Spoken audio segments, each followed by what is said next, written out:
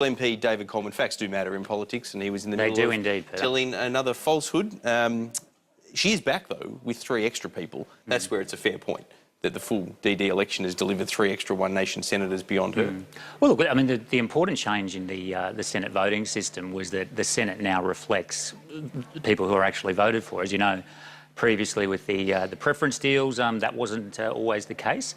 You didn't need to have a DD to do that. You could have still had a half Senate election.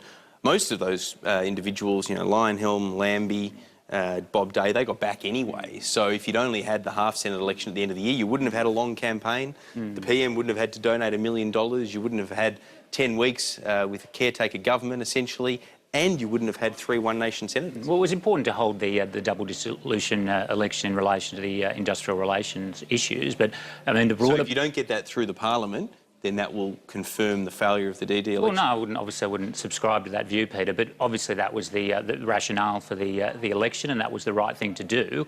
The broader point, though, is that the new Senate voting system does reflect the will of the people. Now, we might not always agree with the outcomes, of course, but it reflects the will of the people. And that was not the case previously, where you could get elected with a minute number of votes and get elected on backroom deals. So it was an important change. You must take comfort from what the newly promoted Shadow Finance spokesperson for Labor, Jim Chalmers, said, though, about Labor will honour all of its savings commitments during the election. It sounds like if you guys put up this stuff without playing games and add other things into it, they will back it. Well, look, that was an interesting press conference by Mr Chalmers, Peter. I mean, you know, these are the guys who, when they came into power in 2007, there was, you know, $50 billion in the bank.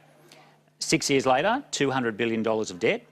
We made, as you know, many attempts between 2013 and 16 to make various budget changes, the vast majority of which of the key ones they opposed. So at every turn, Labor has sought to make the budget position worse. But hang on, and that's an issue. Hang on. In fairness, they would argue you were breaking promises then, whereas this time both parties were going to the election on some of these omnibus changes, so therefore if you don't play games, they'll back it. Well, clearly if Labor does not vote for measures that it announced it would support prior to the election, that would take things to a new height of absurdity, and we would certainly hope that that's not the case. You guys did that over higher education between 2010 and 2013. It remains to be seen what the outcome is of what approach Labor takes, and I would note that their words have been a little bit nuanced in how they're going to approach the omnibus bill. But, you know, the broad question here, Peter, is we need to be very serious about budget repair. This is a very significant challenge that continues to face the nation, and we are extremely serious about it, and we're going to pursue it. All right,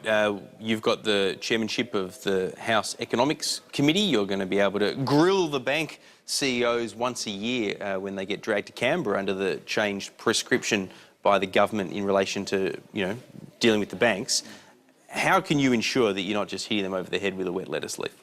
Well, many ways, Peter. I mean, I think the first point is it's at least once a year, so it's not locked in that it's simply once a year. Do you think it'll be more than that? I think it's possible.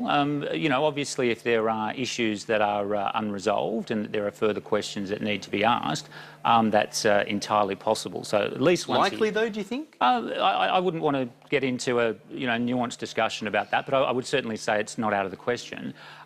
There are a range of measures that are open to us in that process, and most importantly, we will be at some length asking the bank executives to explain a range of things. There are obviously questions in relation to competition in the sector. Why haven't interest rates cuts been passed on in full? What could be done to further facilitate competition in the sector? There are obviously a range of proposals in relation to making it better for people seeking recompense when they are the victim of the wrong behaviour from a bank. There are a range of issues. Is it possible, not likely, but possible, that through this process of the bank CEOs come in and front in your committee, that if you're not happy with the answers, that the government might then look to take further action on the banks? I know that the PM's already talking about a tribunal, but is it possible that if you're not happy, if they don't give the right answers through this process that you'll be chairing, that you might look at other steps which, who knows, maybe they will include a Royal Commission? Well, look, I don't want to preempt the outcomes of the process, and certainly I don't support the Royal Commission, which would take years and cost hundreds of millions of dollars and ultimately lead back to ASIC, who has the investigative and regulatory powers. But look, we'll obviously go through that hearing process. We'll report back to Parliament. It'll be entirely transparent. Everyone will be able to see what the answers of the bank chiefs are.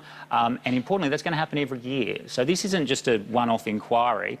This is a structural and cultural change, and I think that will certainly focus the attention of those bank executives, and they'll be required to appear at least once a year. Well, hopefully we'll get the chance to talk more about it as those inquiries get underway. We've got to go to the National Press Club now. David Coleman, we appreciate you joining us on Newsday. Thanks, Ben.